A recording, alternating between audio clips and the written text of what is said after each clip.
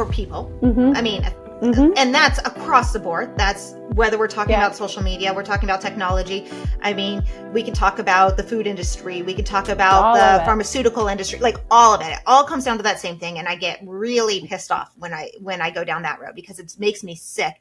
But that also leads me to believe, like on the spiritual level, coming back to that, is like, that is such that ego driven mentality of where we are. Like we need to shift consciousness Mm-hmm. in that way as a mass whole so that we can be looking more as like that unconditional love for everyone. And shouldn't we all Yeah. find abundance and success and more wealth and more happiness and all these things that they're holding on for dear life with fear and control over? Shouldn't that come if we look at it from a more Yeah. compassionate and unconditionally loving side? Yeah, that's an even bigger order than what I was talking about with the kids. But amen, sister. I am 100% on board with that.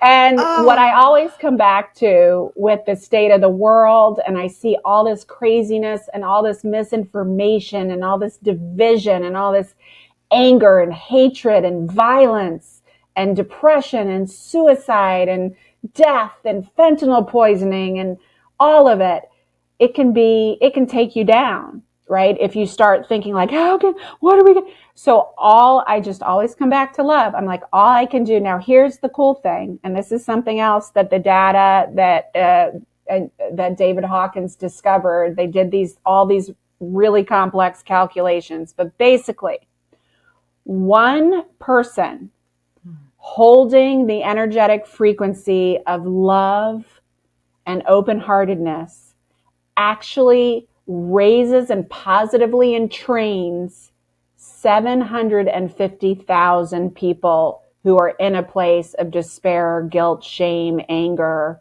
violence in those lower frequencies. Now, does that mean it solves all the problems of the world? No.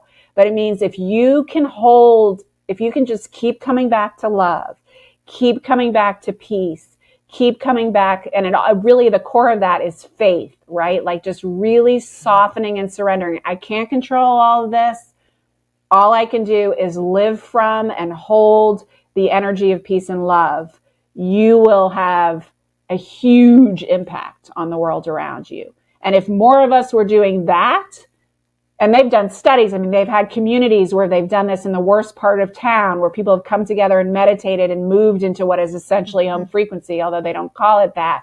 And crime rates dropped, and homelessness rates dropped, and addiction rates dropped. So this has been vetted and proven that this works. So if more and more of us start moving, healing our own shit, dealing with our own stuff, removing the things and releasing the things that are holding us in those lower frequencies, and hold that home frequency, that quantum love zone, 51% of the time, the whole world will change.